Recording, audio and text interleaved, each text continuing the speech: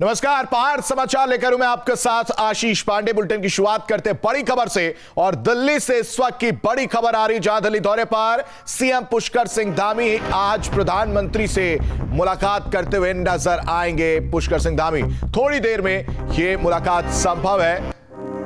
कई केंद्रीय मंत्रियों के साथ भी मीटिंग है पुष्कर सिंह धामी के। सीएम धामी राष्ट्रपति के नामांकन में भी शामिल होंगे।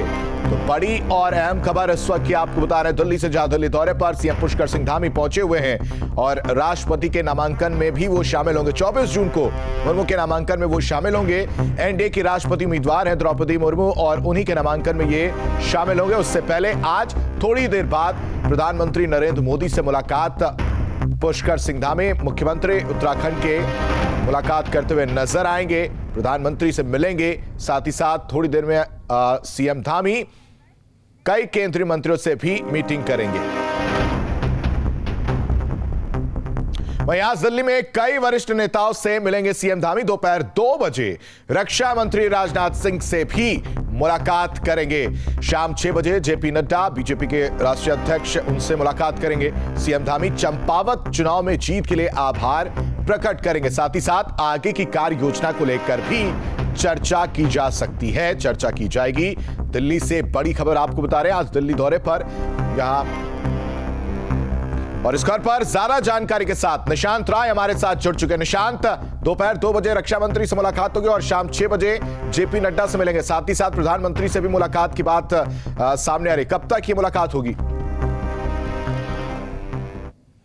धामी का मिलने का समय 1 बजे था। चूंकि राष्ट्रपति पद की उम्मीदवार द्रौपदी मुर्मू फिलहाल वहां पहुंची हैं, तो ऐसे में हो सकता है कि मुख्यमंत्री धामी की मुलाकात में थोड़ा समय लगे। हालांकि 2 बजे रक्षा मंत्री राजनाथ सिंह से मुलाकात है, शाम 5 बजे बीजेपी के राष्ट्रीय अध्यक्ष जेपी नड्डा से मुलाकात है और सबसे बड़ी बात है 6 बजे जेपी नड्डा से मुलाकात है। सबसे बड़ी बात है कि चंपावत चुनाव जीतने के बाद से मुख्यमंत्री यहाँ पर आए हैं और तमाम नेताओं को धन्यवाद कर रहे हैं, क्योंकि जब पहली बार चुनाव हुए थे तो मुख्यमंत्री को हार का सामना करना पड़ा था, लेकिन पार्टी ने उन पर भरोसा जताया था और जिस तरीके से उन्होंने बीजेपी को वहां पर दोबारा जिताने में अपनी भूमिका निभाई थी और पहाड़ का इतिहास बदला था, ऐसे में अब उन्होंने जब चंपावत सीट एक बड़े अंतराल से जीत ली है, तो अब वो तमाम बीजेपी के शीर्ष नेताओं से मुलाकात कर रहे हैं, उनको धन्यवाद दे रहे हैं और उत्तराखंड के विकास कार्यों में को किस तरीके से गति दी जाए, खासकर प्रधानमंत्री नरेंद्र मोदी का काफी फोकस रहता है उत्तराखंड में। हमने देखा है 4 धाम यात्रा को लेकर हो या उत्तराखंड में हाईवे के निर्माण को लेकर हो